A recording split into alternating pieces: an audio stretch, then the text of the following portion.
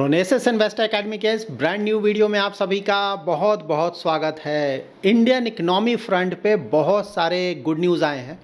देखिए, long term में अगर आप इक्विटी मार्केट में इन्वेस्टमेंट करके अच्छा रिटर्न जनरेट करना चाहते हैं तो ज़रूरी है कि हमारा इकोनॉमी अच्छा करे। अगर इकोनॉमी अच्छा कर रहा है तो ये बहुत अच्छी खबर है।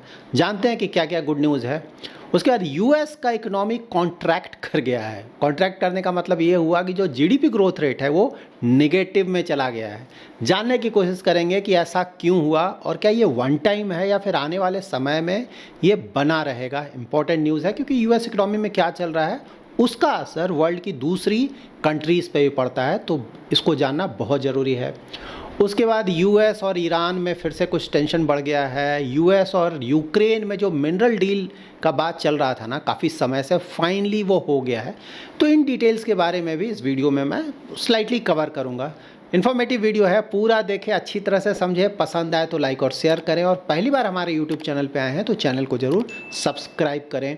सबसे पहले मार्केट अपडेट। तो देखिए, आज मार्केट का परफॉर्मेंस तो बहुत ज़्यादा सरप्राइजिंग था। सुबह अगर आप देखते हैं ना, जब मार्केट खुला था बहुत अच्छा परफॉर्मेंस, लार्ज कैप्स 1% से भी ज़्यादा ऊपर और ऑलमोस्ट सारे सेक्टर्स, थीम्स सभी कुछ पॉजिटिव। हाँ, सब कुछ अच्छा।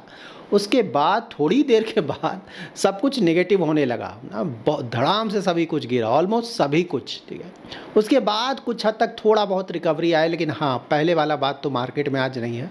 देख लेते हैं कि एग्जैक्टली हुआ क्या है। तो देखिए, यहाँ पे आप large cap, mid cap, small cap का परफॉर्मेंस देख सकते हैं। नीचे माइक्रो कैप का भी परफॉर्मेंस है, तो कोई खास परफॉर्मेंस तो आज है नहीं। सुबह जबकि बहुत अच्छा था।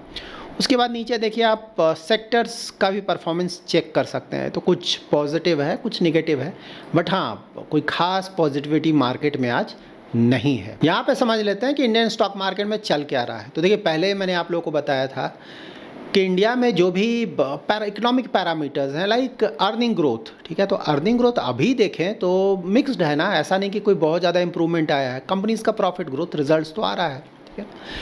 तो जो रिजल्ट इम्प्रूव होगा वो टाइम लगेगा थोड़ा, मे बी आने वाले 1-2 क्वार्टर्स के बाद आपको थोड़ा इम्प्रूवमेंट देखने को मिलेगा, ठीक है। लेकिन स्टॉक मार्केट तो पहले मूव करता है, तो इसीलिए कोई खास पॉजिटिविटी तो है नहीं, ठीक है। मतलब रियल में रिजल्ट तो नहीं दिख रहा है। देखिए, है कि भाई इंटरेस्ट रेट कट हो रहा है, सही बात है, लेकिन उसका जो असर होगा आने में महीनों लग जाते हैं ना, हुआ तो नहीं है, ठीक है। इस तरह से देखिए, उसी तरह अर्निंग ग्रोथ आया तो नहीं है। स्टॉक मार्केट पहले मूव करता है, इसीलिए आपने देखा पॉजिटिविटी बुरी तरह से गिर गया था, उसके बाद कुछ रिकवरी आया, ठीक है। लेकिन हाँ, अभी तक कुछ है तो नहीं, इसको इस तरह से देखें। एक तो ये, दूसरा फैक्टर है अभी इंडिया और पाकिस्तान के कारण भी थोड़ा सा जो टेंशन चल रहा है उसके कारण मार्केट में ऑफकोर्स प्रेशर बना रहेगा थोड़ा, ठीक है। मार्केट आप एक्सपेक्ट कर सकते हैं कि जब तक ये मामला थोड़ा सेटल ना हो जाए तब तक थोड़ा प्रेशर तो मार्केट में रहेगा। मतलब डाउट है ना, क्या होगा, कैसे होगा, कब होगा, तो प्रेशर है। तो ये सब फैक्टर्स हैं जिसके कारण आने वाले कुछ दिनों तक मार्केट में आप वोलेटिलिटी एक्सपेक्ट कर सकते हैं, ठीक है। But any how, short term का वोलेटिलिटी तो कोई खास मैटर करता नहीं है। हमें तो मीडियम टू लॉन्ग टर्म देखना है। वहाँ पे हमें इंडियन इकोनॉमी के बारे में जानना होगा, जिसके बारे में आगे मैं आपको बताऊँगा। वर्ल्ड मार्केट से एक बार देख लेते हैं। तो देखिए, यूएस तो बहुत अच्छा परफॉर्मेंस था। वहाँ पे देखिए रिजल्ट्स अच्छा आ रहा है। माइक्रोसॉफ्ट का भी अच्छा आया, मेटा जो कि फेसबुक का पेरेंट कंपनी, उसका भी रिजल्ट्स अच्छा आया, तो उसका पॉजिटिव असर यहाँ पे पड़ रहा है, ठीक है। उसके बाद प्री मार्केट्स पे भी देखेंगे, फ्यूचर्स भी ना तो अच्छा है वहाँ पे यूएस का, तो यूएस मार्केट्स का परफॉर्मेंस ठीक है। एशियन मार्केट्स भी देखें तो परफॉर्मेंस तो अच्छा है। चाइना का मार्केट ना लेबर डे के कारण कुछ दिनों तक बंद रहेगा, ठीक है, लेकिन हाँ, बाकी मार्केट्स का परफॉर्मेंस काफ़ी अच्छा है।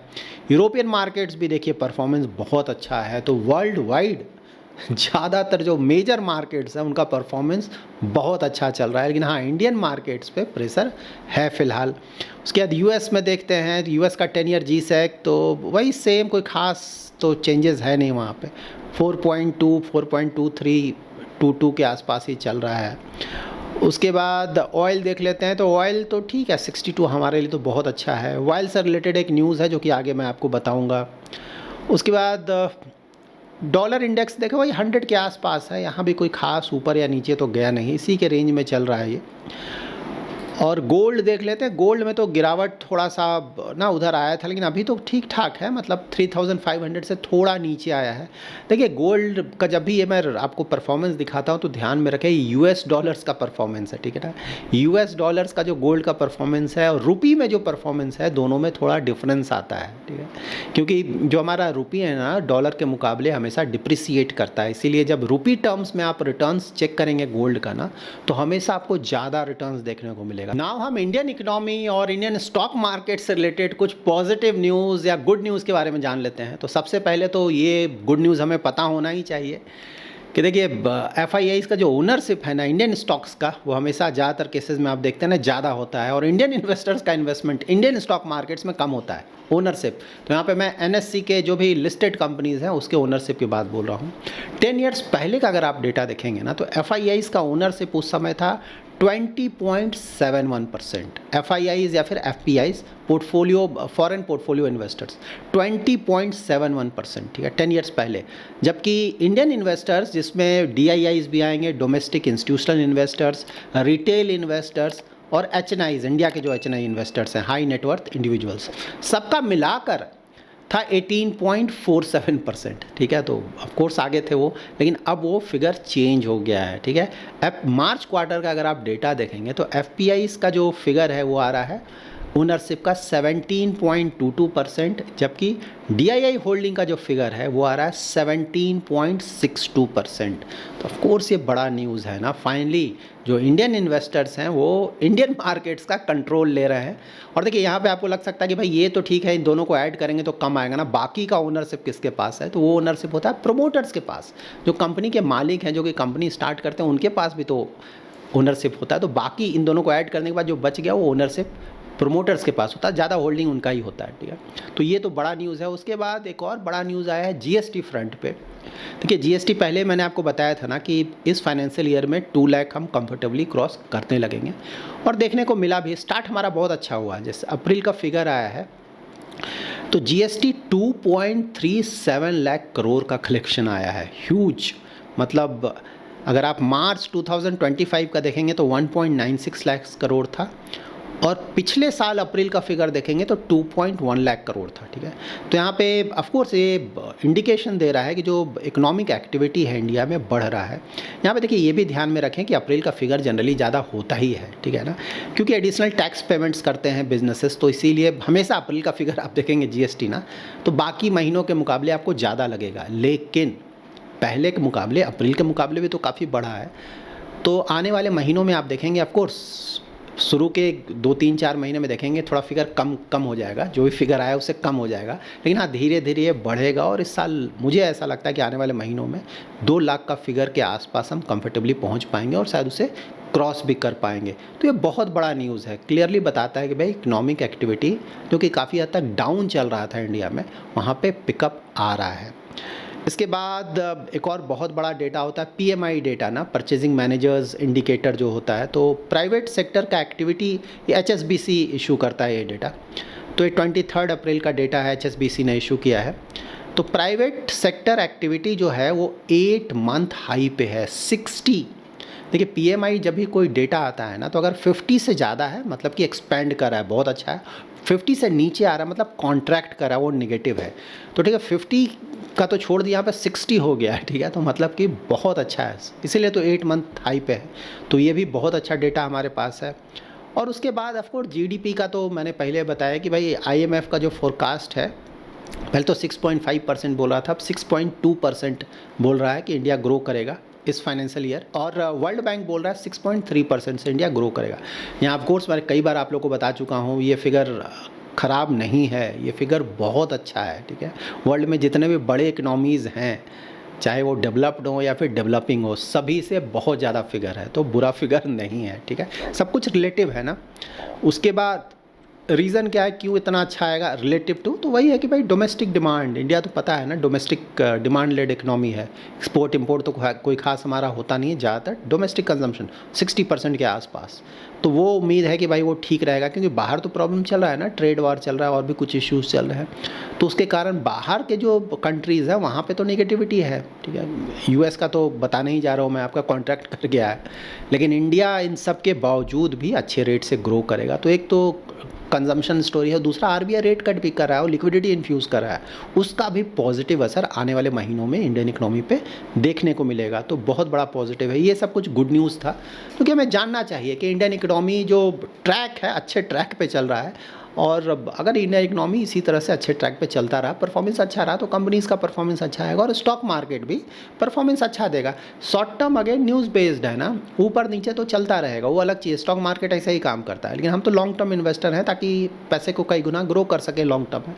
तो वहाँ पर सिर्फ इकोनॉमी देखना है कि भाई इकोनॉमी कैसा कर रहा है और कंपनीज़ का परफॉर्मेंस कर रहा है। तो इकोनॉमी तो फिलहाल जो डेटा एटलीस्ट देखने में मिल रहा है कि भाई ठीक ट्रैक पे चल रहा है। ठीक है, उसके बाद जान लेते हैं कि भाई यूएस में क्या हो रहा है। यूएस का जो जीडीपी ग्रोथ है वो 0.3% से कॉन्ट्रैक्ट हो गया, दैट इज़ नेगेटिव 0.3% हो गया है। ठीक है, और ये जो मार्केट एक्सपेक्ट कर रहा था ना कि भाई 0.2% से ग्रो करेगा, एक्सपेक्टेशन मार्केट का पहले से बहुत कम था, क्योंकि यूएस में तो आपको पता है प्रॉब्लम चल रहा है ना, तो 0.2% का एक्सपेक्टेशन था, लेकिन उससे भी बहुत ज़्यादा कम हो गया, नेगेटिव हो गया है। यूएस का लास्ट क्वार्टर का अगर आप जीडीपी ग्रोथ रेट देखेंगे तो 2.4% आया था, तो बहुत ज़्यादा गिरा है। ठीक है, तो अब यहाँ पे डर होने लगा कि कहीं स्लो डाउन ना आ जाए, कहीं रिसेशन ना आ जाए, ये सब होता है। तो यूएस तो पहले भी हम लोग ये सब डिस्कशन कर रहे हैं ना कि भाई यूएस में, क्योंकि ट्रम्प के जो पॉलिसीज़ हैं उसके कारण प्रॉब्लम तो बहुत बड़ा है। पहले तो यूएस इकोनॉमी ठीक ठाक कर रहा था, रेट कट भी बहुत ज़्यादा हो रहा था, जब से ट्रम्प आए हैं तब से माहौल पूरा ख़राब हो गया है। तो लेट्स सी, तो यहाँ पे डर ये है कि कहीं स्टैगफ्लेशन ना आ जाए। ठीक है, स्टैगफ्लेशन क्या होता है ये हमें जानना चाहिए। देखिए, स्टैगफ्लेशन का मतलब ये हुआ ना कि इकोनॉमी पूरी तरह से डैमेज हो जाए। इकोनॉमी डैमेज होने का मतलब जो ग्रोथ रेट है, जीडीपी ग्रोथ रेट, वो बिल्कुल स्टैग्नेट कर जाए, मतलब वहाँ कुछ हो ही नहीं। ठीक है, तो बहुत बड़ा नेगेटिव है। उसके साथ साथ जो अनएम्प्लॉयमेंट है वो बहुत ज़्यादा बढ़ जाए और साथ ही इन्फ्लेशन भी बढ़ जाए। ठीक है, तो किसी भी इकोनॉमी के लिए इससे ज़्यादा बुरा कुछ नहीं हो सकता है। ठीक है, तो इस तरह का मतलब, हाँ देखिए फ्रैंकली स्पीकिंग फ़िलहाल तो स्टैगफ्लेशन के चांसेस नहीं लगते हैं यूएस में। देखिए, लिखने और बोलने में तो कोई भी कुछ भी बोल देगा, लेकिन फ़िलहाल ये नहीं लगता है कि ऐसा कुछ होगा। तो उसका रीज़न ये है कि जो जीडीपी का जो गिरा है ना फिगर, वो मोस्टली वन ऑफ लग रहा है। ठीक है ना, पहले के मुकाबले उसका जीडीपी घटेगा, बिल्कुल घटेगा, कोई डाउट नहीं है, लेकिन नेगेटिव आने के चांसेस आने वाले क्वार्टर्स में नहीं है। ठीक है ना, मे बी जो जीडीपी ग्रोथ रेट है 1.5-1.8% के आसपास आएगा, 2% से शायद कम ही होगा जीडीपी ग्रोथ रेट, लेकिन बोल देना कि नेगेटिव होगा नहीं। तो इस जो ये क्वार्टर का नेगेटिव जो ग्रोथ आया, क्यों आया, उसका रीजंस देख लेते हैं। तो देखिए, एक तो जो सबसे बड़ा रीज़न है वो आया है कि जो इम्पोर्ट है यूएस में बहुत ज़्यादा हो गया। ठीक है, क्यों हो गया, क्योंकि ट्रम्प का टैरिफ आने वाला था। तो टैरिफ आने से पहले ही बहुत सारे कंपनीज़ ने वर्ल्ड वाइड, ज़्यादातर जो कंट्रीज़ है वहाँ से ज़्यादा इंपोर्ट कर लिया, सामान इंपोर्ट करके रख दिया, या फिर जो एक्सपोर्टर है उन्होंने एक्सपोर्ट कर दिया यूएस में। ठीक है, कि भाई टैरिफ से पहले ही कर दो। तो इसीलिए इस बार जो इंपोर्ट का फिगर है ना यूएस का, बहुत ज़्यादा है एक्सपोर्ट के मुकाबले। इंपोर्ट हमेशा ही उनका ज़्यादा होता है, लेकिन इस बार बहुत ज़्यादा आया है। रीज़न आई होप आपको समझ में आ गया होगा। उसके अलावा जो कंज्यूमर स्पेंडिंग है वो भी पहले के मुकाबले घटा है ना। कंज्यूमर स्पेंडिंग अगर आप मतलब लास्ट क्वार्टर का देखें तो 4% के आसपास था, और इस बार वो 1.8% हो गया, बहुत ज़्यादा गिरावट आया है।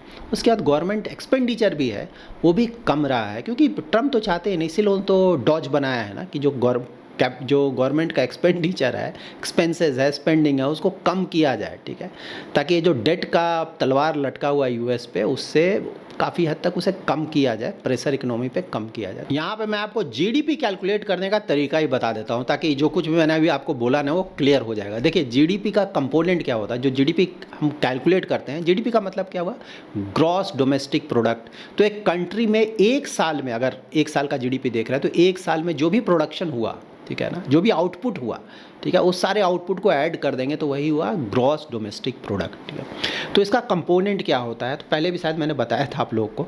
देखिए उसमें सबसे बड़ा इंडिया का अगर आप देखें ना तो कंजम्पशन सबसे बड़ा होता है उसका कंपोनेंट, ठीक है। तो यहाँ पे domestic demand of goods and services, ठीक है। तो हाउस होल्ड्स, हमारे जैसे लोग जो कि ना गुड्स खरीदते हैं या फिर सर्विसेज लेते हैं, तो वो जो डिमांड हुआ डोमेस्टिक डिमांड, वो सबसे बड़ा कंपोनेंट होता है। उसका दूसरा होता है इन्वेस्टमेंट, लाइक जो बिजनेस है ना, उन्होंने प्लांट बैठाया, मशीनरी खरीदा, इन्वेस्टमेंट उनके तरफ से क्या हो रहा है, किस तरह का इन्वेस्टमेंट हो रहा है, या फिर रियल एस्टेट में जो कंस्ट्रक्शन वर्क चल रहा है उसको भी शायद इसमें ऐड करते हैं। उसके बाद गवर्नमेंट का एक्सपेंडिचर कैसा चल रहा है, कैपिटल एक्सपेंडिचर, क्योंकि आपको पता है ना इंडिया में ही प्रॉब्लम हुआ था, गवर्नमेंट का कैपिटल एक्सपेंडिचर घट गया था इलेक्शन के कारण, और कंजम्पशन भी घट गया था, इसीलिए हमारा जीडीपी बुरी तरह से हिट हुआ था। तो ये थर्ड है। और फोर्थ कंपोनेंट है नेट एक्सपोर्ट्स। नेट एक्सपोर्ट्स का मतलब क्या हुआ, एक्सपोर्ट माइनस इम्पोर्ट, ठीक है। तो यूएस में यही हुआ है। तो यहाँ पर जो नेट एक्सपोर्ट है वो तो बुरी तरह से हिट हो गया, क्योंकि एक्सपोर्ट तो भाई वही है लेकिन इम्पोर्ट बहुत ज़्यादा बढ़ गया, तो इसका बहुत बड़ा नेगेटिव असर उसके जीडीपी पे पड़ा और इसीलिए बुरी तरह से हिट हुआ है। तो ये जो नेट एक्सपोर्ट का जो डैमेज हुआ है ना, मतलब बहुत ज़्यादा इंपोर्ट हुआ है, वो ऑफ कोर्स अगले क्वार्टर से उतना ज़्यादा हिट नहीं करेगा, ठीक है ना। बाकी सब चीज़ें तो सही बात है हिट करेंगे, जैसे जो कंज्यूमर स्पेंडिंग है वो तो यूएस में जिस तरह का माहौल है उम्मीद रखें कि थोड़ा कम ही होकर आएगा, कैपिटल एक्सपेंडिचर भी थोड़ा कम ही रहेगा यूएस में, तो उसके कारण ऑफ कोर्स जीडीपी हिट होगा। लेकिन ये जो नेट एक्सपोर्ट वाला इतना बड़ा हिट हुआ है ना अगले क्वार्टर से, ये हिट नहीं होगा। इसीलिए मैं बोल रहा हूँ कि ये वन ऑफ है, इतना ज़्यादा निगेटिविटी शायद जीडीपी में नहीं देखने को मिले यूएस में, थोड़ा बहुत बिल्कुल डाउन होता जाएगा, ठीक है।